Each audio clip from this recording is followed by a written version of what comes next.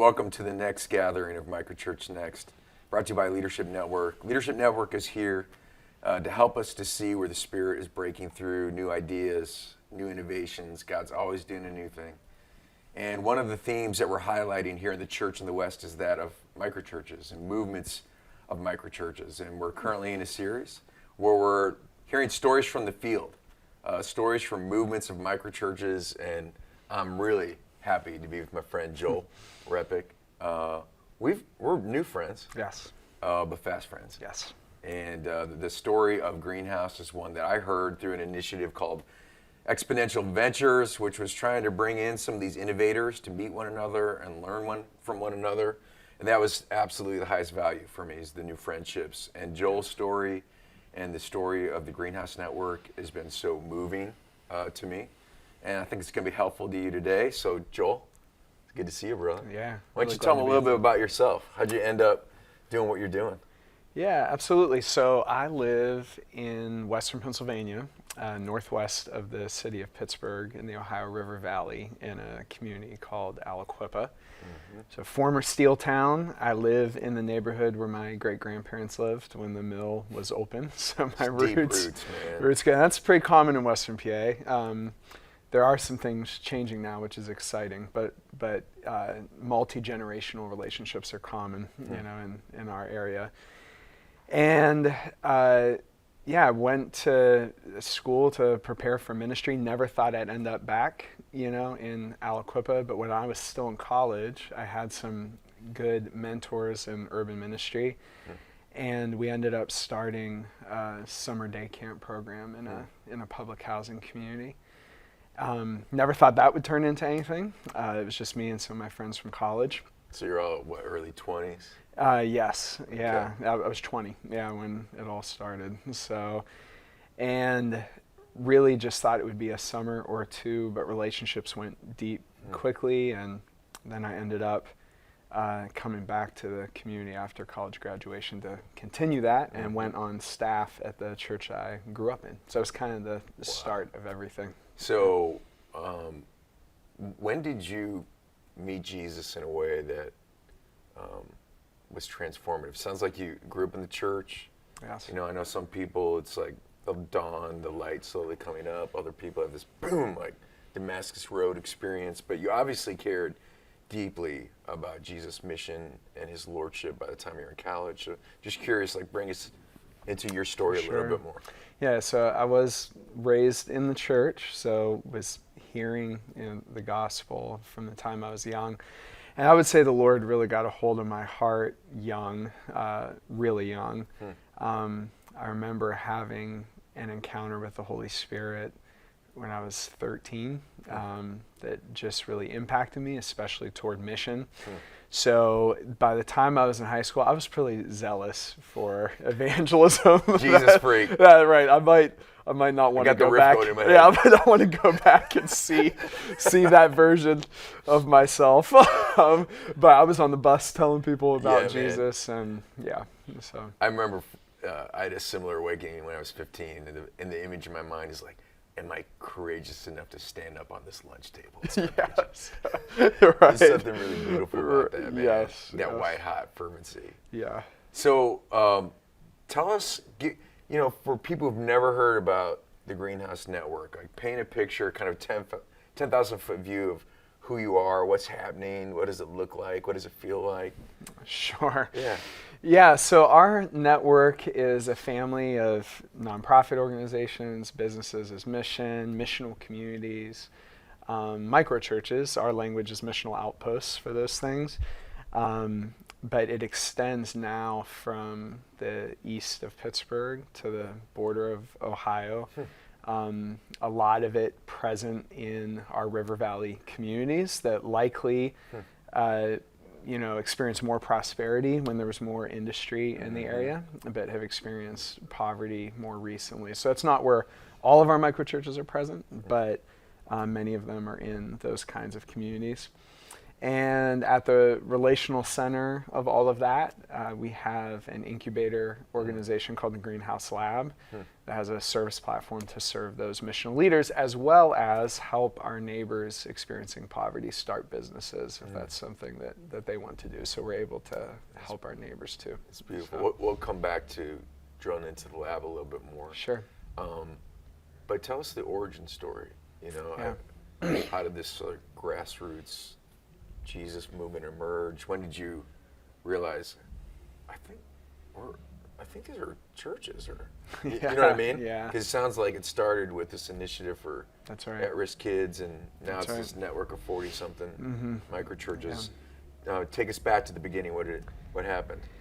Yeah, so things were happening a long time before we ever called it anything. So we started the summer day camp program for kids. I then became the youth pastor at this church, this legacy church that was nearing 100 years old, called the Gospel Tabernacle.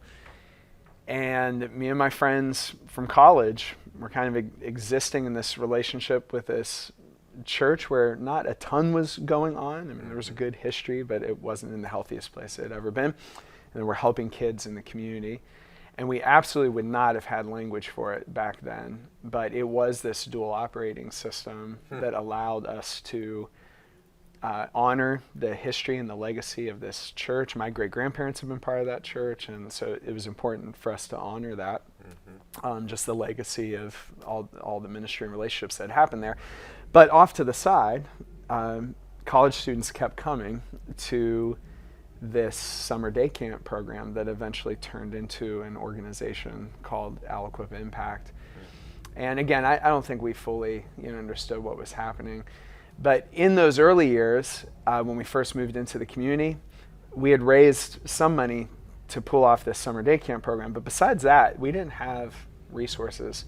And looking back, I'm really grateful for that, because we just learned to be neighbors and friends, and to experience our community for a long time before we had resources to run year-round, programming. So I assume at that point in time were you bivocational, co-vocational?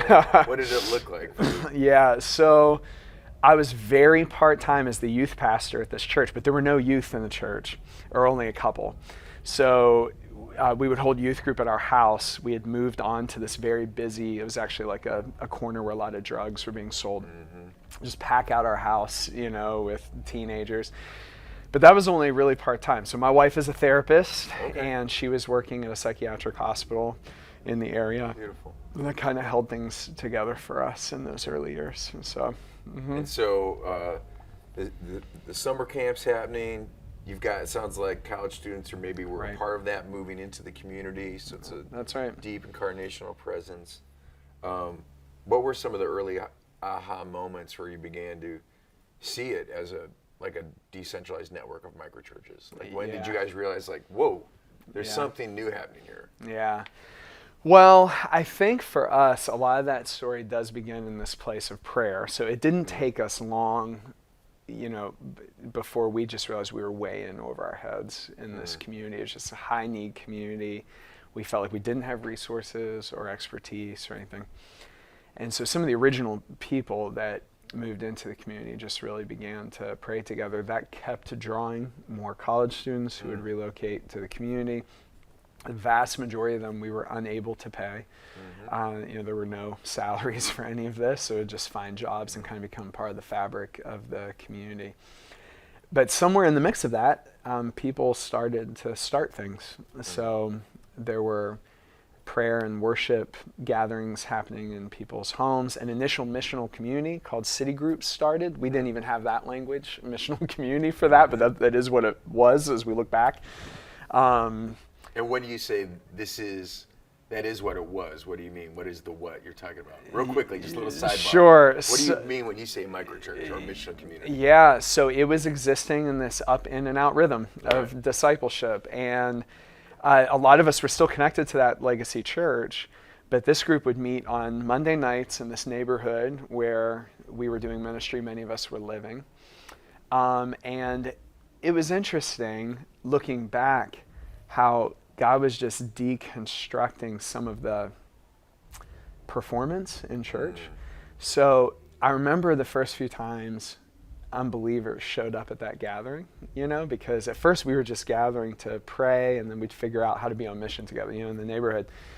And the first time unbelievers started showing up, I think we felt like we had to, I don't know, like put on a show or something. Kick into seeker sensitive. That's right. Get out the drama. That's right. Cue secular song. That's right. And it shows how deep, some concepts were in us.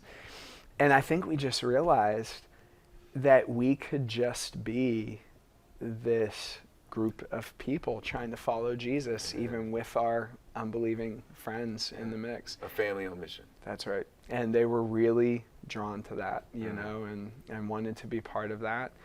But a lot of people in that group were involved in initiatives that ended up starting things, so they were involved in nonprofit work or starting a business. Tell us one nonprofit story and one business story. Sure. Where a mission community was the family behind those two different types of initiatives. So a great business story is a business in our community called Equip Books, which this missional community, Citigroup, some of the people who ended up starting Equip Books, a lot of them were coming through Citigroup in those early years. And the business district of our community has not had very many new businesses start, in the last 30 years. There's a handful, but not many. So it's like post-industrial. That's right. Nothing coming in behind it. Yeah, the steel mill built our town, so when the mill moved on, it really left a hole in the local economy. And so a bookstore by itself would probably never survive on its own in our what had been our business district. But this bookstore had a retail space, but was really an online business that was using Amazon's platform. And so over the years, they've just been able to do so many cool things. I mean, hire teens from the community, give people jobs from the community. It's also been a place where, as people were figuring out what it meant to follow Jesus on mission, and that was likely not leading them to a single paycheck, they're trying to figure out their sustainability picture. It's also just been a place that, can support that as well. But even that business has this up in and out rhythm, like all of our, microchurches would. And yeah, I see the connection between the DNA of that original missional community and what ended up happening at Equip Books. So, on the nonprofit side, I already mentioned Aliquip Impact. That's true. Yeah, which ended up is still in existence. Just finished its 18th year of ministry to the community, and I'm still involved in that some. But I'll give you just another example. So we have a more recent expression called Premier Youth and Community Center. So a good friend of mine, before he met Jesus, was into boxing and met Christ. And actually, even before he met the Lord, God had been working in his life in some ways. And of course, and he had ended up starting this boxing gym. Well, not long after that, he comes to know Jesus. And I think it was 2019. Yep. Did he ever beat you up? No, but he could. But that boxing gym, which ended up morphing into a youth and community center, like they still do boxing and fitness, but a lot more than that too. I think it was like the year 2019. That was the place that saw the most people come to Christ in the network, all because my friends started to ask the question, what would it look like if Jesus were king of boxing, and just fleshing that out, in a practical way. So yeah, your guys' story of God's people filling all these unique spaces with the fullness of Jesus is it's been one of the most meaningful stories I've encountered of microchurches emerging in the West. And I'm curious if you had to describe, let's say, 2 to 3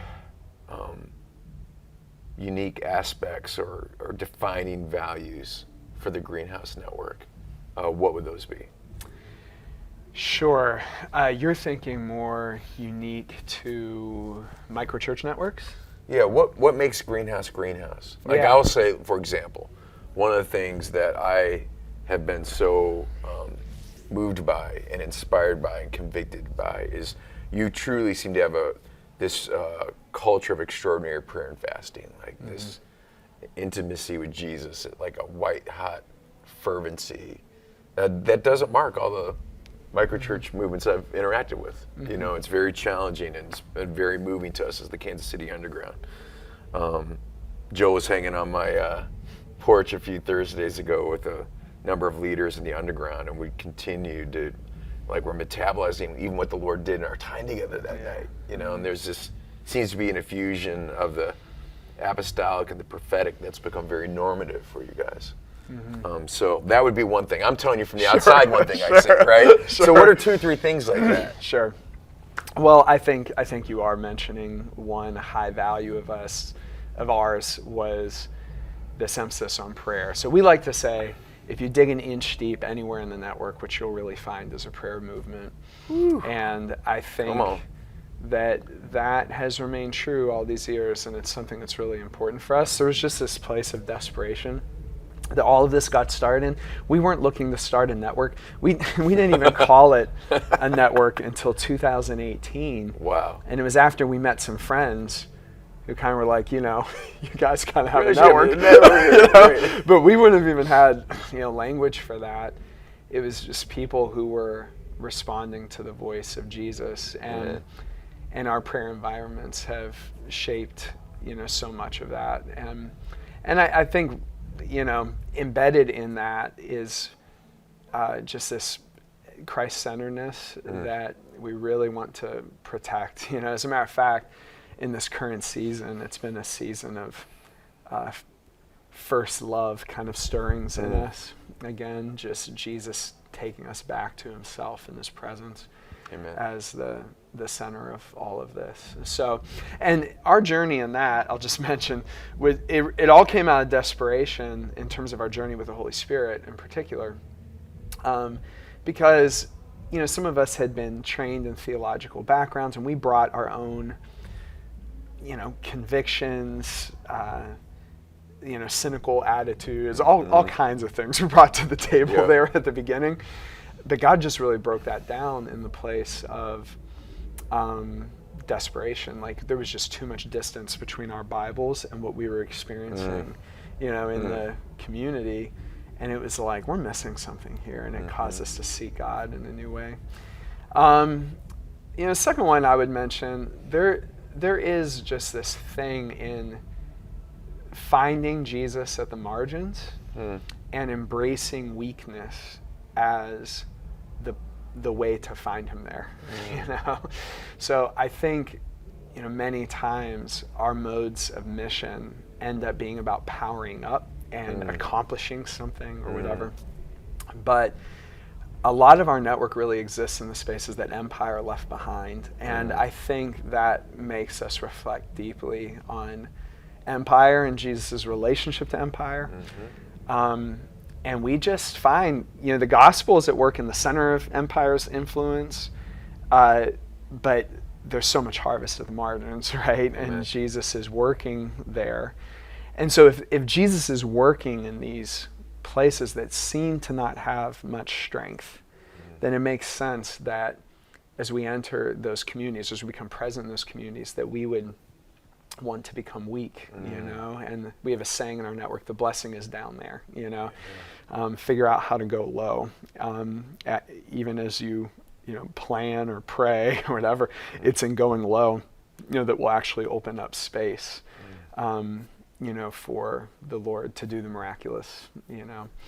And the last one I would mention that I think a lot of people just really sense about our network when they come around this is just the high level of honor between, you know, leaders.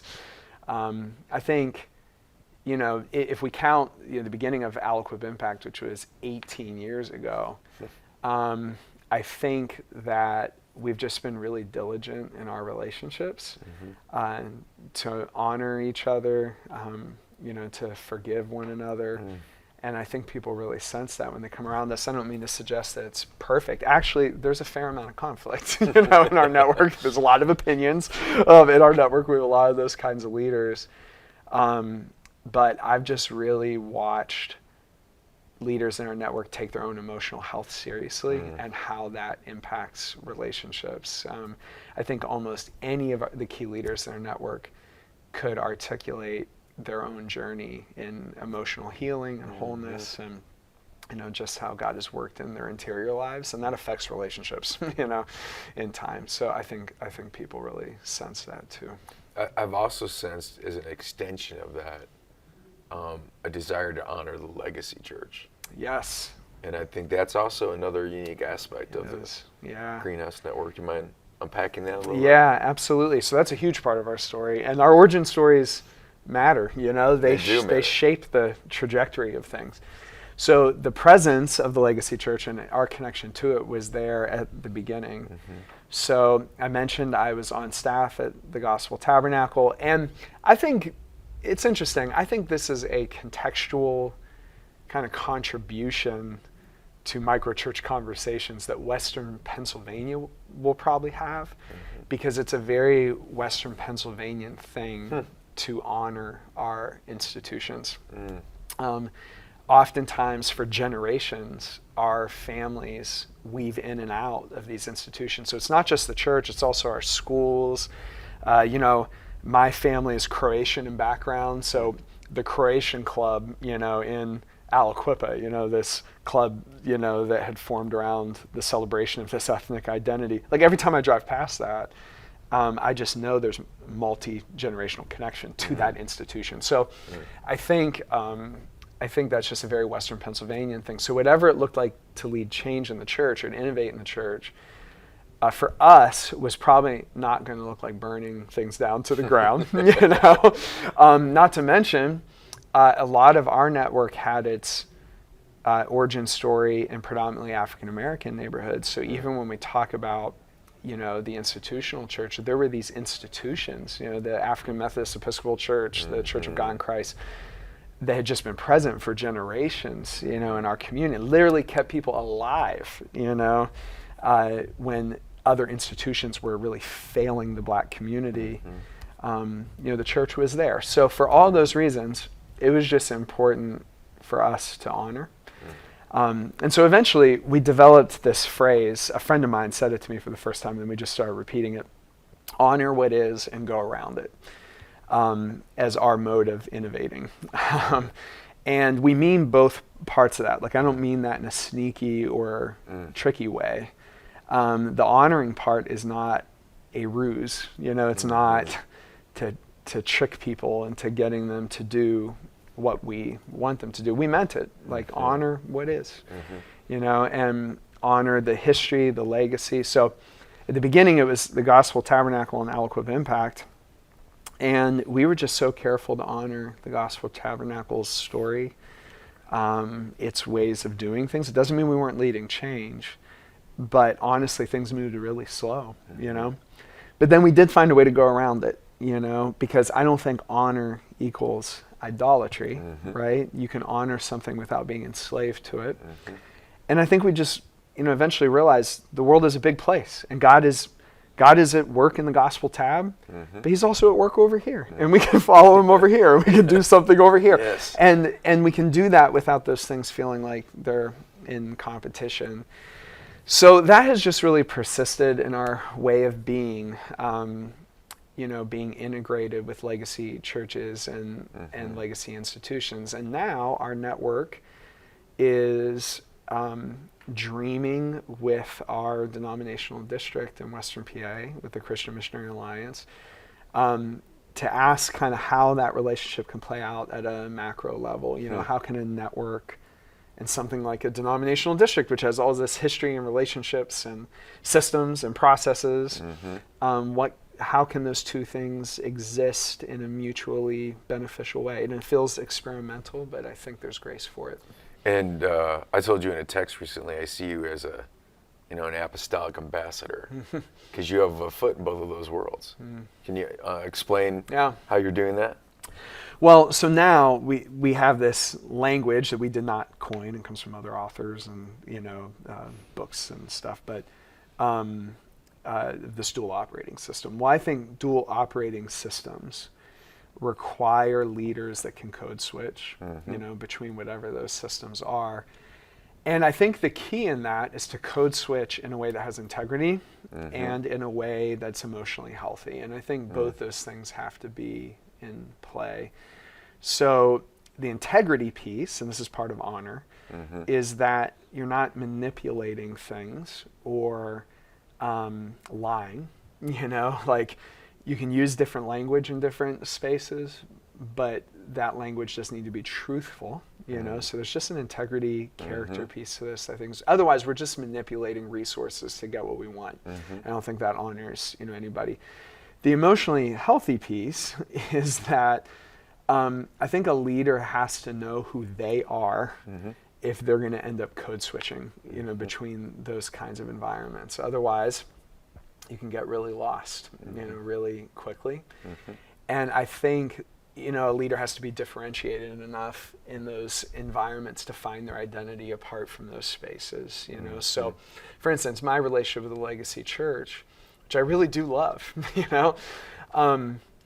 it's being differentiated from that in identity that lets you really love it, right? Because I don't need the legacy. Yeah, I don't need the Legacy Church to be everything that I might wish it was for my identity to be in a good place. Like if I felt that, like if I felt, for instance, like the Legacy Church needed to be everything I needed it to be for our network to be what it is, then I would be tempted to manipulate. I would be tempted to get my own way, even for righteous ends. But speaking of empire, that's never how change is created in our systems.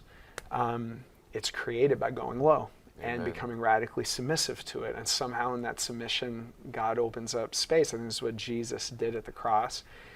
I think it means we don't have to be afraid of those systems when we're in it. I mean, Jesus died in the belly of the religious and political systems.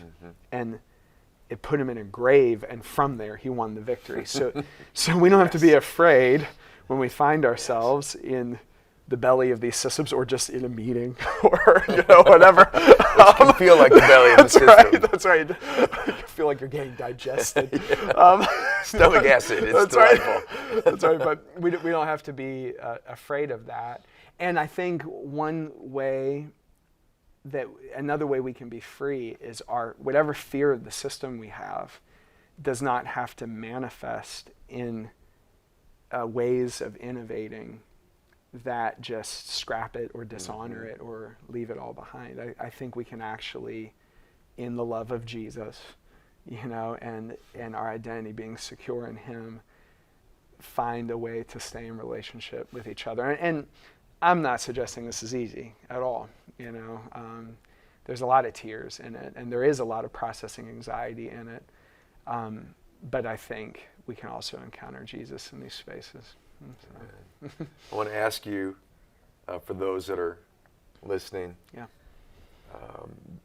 what is the Lord laying on your heart right now? Put your prophet hat on. What is the Lord saying, to the church here in the West? And maybe even relationship to MicroChurches, although it doesn't have to include that. But what's your impression about this particular moment and what the Lord is doing and how we can join you? Sure. Well, I have two thoughts come to my mind immediately. One is, it really does seem to me like in this moment God is doing something. And that's such a broad, simple thing to say. However, I think for our network, for many, many years, we were in this marginalized community. And it's really not on the map, experiencing the birth of a network, and we weren't even calling it that. And I think we often felt alone. I think we wondered if other people were experiencing Jesus in a similar way. And it has been a joy in the last few years to make friends in other cities, and it makes us feel less crazy, But I think there's a testimony in it too that can send chills down my spine. It's like Jesus is doing something. Yes. And it's not like, we haven't even known each other for that long, right? It's not like we all got together and came up with a plan. It's like Jesus is the head. Yes. It's like Jesus had a plan, and he was speaking to people, and there were communities of people. I'm suspicious that there were communities of people in this cultural moment where the church's marriage to empire, and empire will always fragment, right? So I think we're in, at least in the West, we're in one of those fragmenting kind of seasons. And I think, when that happens and the church realizes like, oh, we got in bed with the wrong thing here, I think God will raise up these communities that are seeking simplicity and faithfulness and mission. And how to do this thing we call church apart from empire and its constructs. And so I just think that we're in this moment where, I think there's communities of believers, ordinary people, simple people, who don't want to live this fragmented way of following Jesus. They want an integrated way of life, right? Where Jesus is Lord of it all. And I think when people start to seek Jesus that way, he's going to speak, and it's clear to me that he has been speaking. And that really is key to point out, because I don't think this is about just like a model. This isn't just about like a new model or something. Like, this is the answer. It's about his voice, and people who are leaning in to hear his voice. And if this is what Jesus is doing right now, well, then I'm in. But we want to just be people, who hear his voice. So I think that's one thing. The second thing is, I'll just share that I cannot get out of Samuel's story recently. And a leader in our network gave me a word. Actually, I was on my way to Kansas City to see you guys. And he gave me a word in the airport. And I just have not been able to get it out of my head and my heart. But he said to me, in the days of Eli the priest, when there was corruption, at the tent of meeting, and Eli's sons are taking advantage of people, exploiting people in the name of God, in more than one way, made it about them. In that environment, it's not like this hasn't happened before, right? It's like this was God's word was rare, this was a sad season, right, in Israel's history. In that environment, out of the desperation of a woman on the margins, right? Samuel is born. God hears that prayer. You can see these same things. I think this is always how God has worked. Out of someone's desperation on the margins, God answers a prayer. This boy Samuel is born. And my friend told me in the airport, he said, in those days, the priests, Eli and his sons, were lighting the lamps, in the tabernacle. We can assume that they were meant to represent God's manifest presence among his people, which has always been the distinctive of God's people, right? Is God in the midst of them, right? But it was just lamps being lit, like it just... Turn on the smoke machine. It had become, right. Yes. It had become vacuous. You know what I mean? Right. Like it, and to your point, maybe there's a feeling of transcendence in that or something, but it's not the substance of it, right? It's not the real thing. And in that season, my whole point, God speaks to a boy, and I feel like that's the moment we're in. I think. And Jesus, when he comes, like John the Baptist said, he does come with a winnowing fork. So there is a threshing that happens. I think in seasons like this where people either lean in or lean away. But I do think there's segments of the church that are leaning in and saying, we can't light these candles anymore. We can't offer these sacrifices. We can't do this stuff if we don't have God in our midst, right? And I think when that hunger begins to develop, God will speak in unlikely places. And it's what I just described, honoring what is, but going around it. Even God will do that, and ends up raising up, this prophet. So I think that's some of where we're at. Thank you. Yeah. So grateful that I'm God has brought grateful our for you stories guys. together. Yeah. And for those of you right now, I hope you realize that was a master class, and that you'll ask the Spirit of God to reveal to you what it is that He's highlighting from this today, and that you'll steward that. I'm very moved. Thank you. Thank you. And if people want to learn more about Greenhouse Network, they want to connect with your guys' story. It feels a little weird, but where can they find you? How about this is so real? How about we still don't have a website? We're just 18 years into it. We're trying to correct some of these issues. No, but the Greenhouse Lab, which is the incubator organization, Yep. it does have a website. So it's just greenhouselab.org, and there's a contact form, so we can be reached through that. But yeah, maybe someday we'll have a website. And hey, listen, this was said earlier by Joel. We're here because we want you to know you're not crazy. You're not alone. We're going to have this fire every Tuesday at 12:30 Eastern Standard Time. Come back next week. We're going to have another story from the front lines, another story of movement in the microchurch thing that Jesus is doing in our time and our space here in the West. Thanks so much for being a part of it.